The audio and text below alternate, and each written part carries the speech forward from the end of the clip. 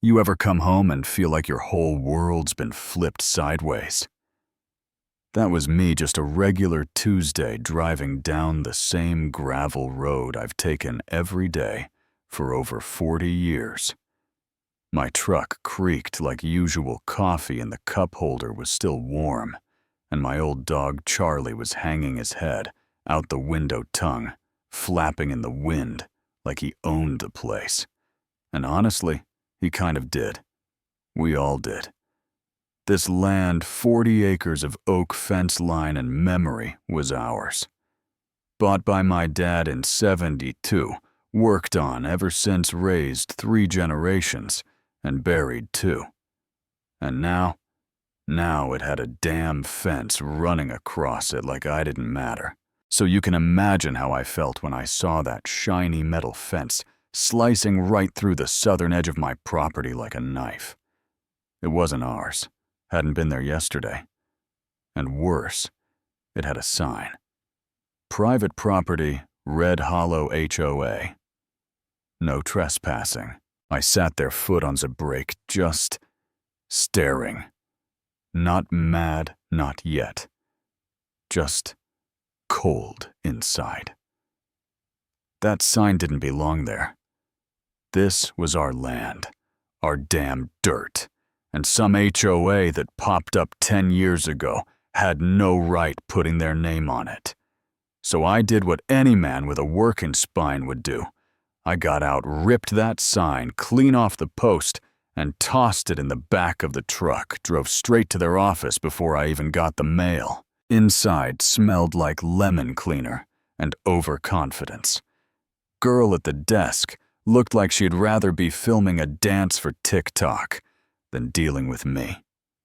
"Do you have an appointment?" she asked. I said, "No, but I've got 40 acres and a legal deed. That ought to count for something." That got me an audience with Karen Caldwell. Legal counsel, sharp tongue and heels, louder than a gavel, and her husband Brent, who introduced himself as the HOA president, like he expected me to be impressed. Karen smiled like she rehearsed it in the mirror. "Mr. Miller, we're glad you came in. Your property was integrated during last year's redistricting process." I handed her the deed. She barely glanced at it. "That map is outdated. She said we have updated community boundaries now. It was all voted on." I said, funny. I don't remember getting a vote.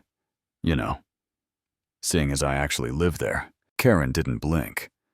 Owner consent isn't required in cases of developmental cohesion. Cohesion. That's the word she used. Like erasing my name off my own land was some kind of act of kindness. It wasn't just disrespect, it was personal. Like they believed I'd been here too long.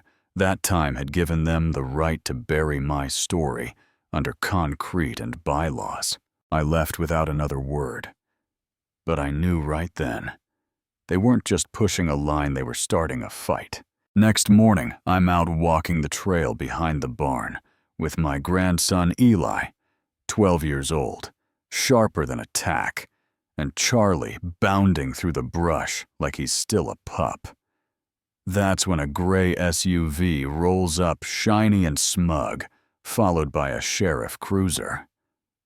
HOA guy hops out, clipboard in hand, polo shirt stretched tight over his belly, and says, "Sir, you need to identify yourself." I said I live here. "Question is, who are you and why are you trespassing?" Sheriff looked embarrassed. Young kid, probably just doing his job. Said they got a report of an intruder.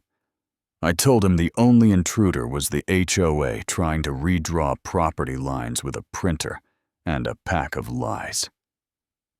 The officer shifted his weight and mumbled something about sorting it out.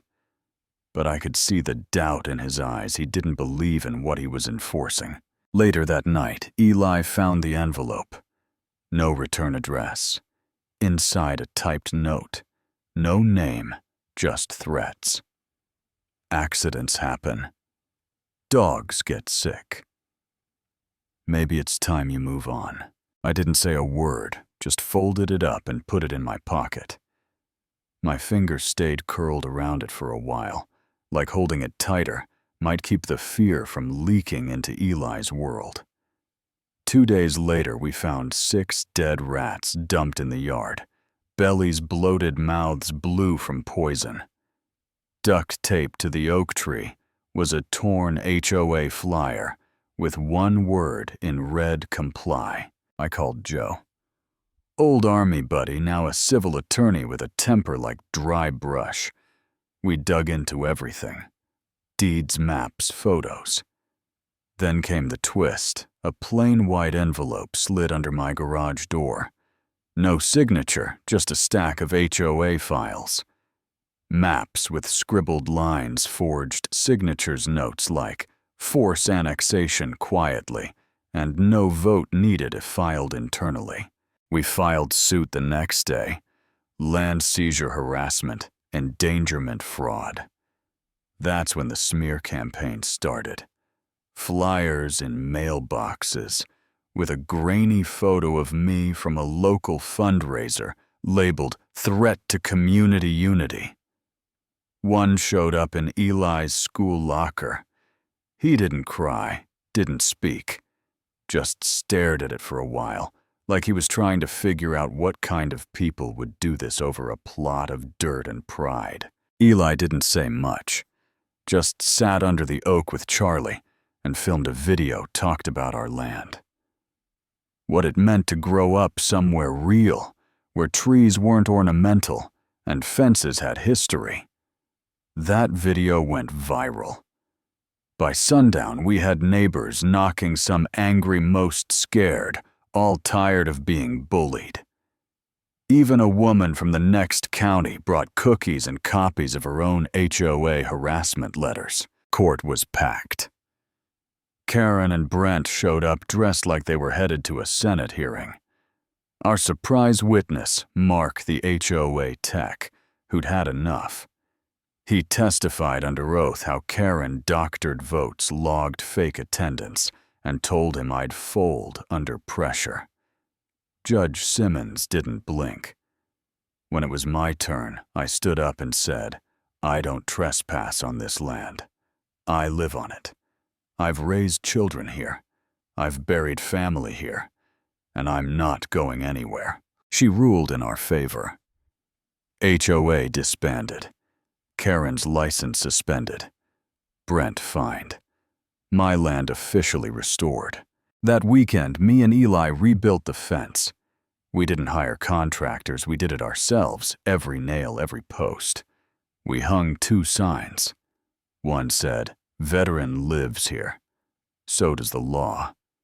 The other, if you're from the HOA, turn around.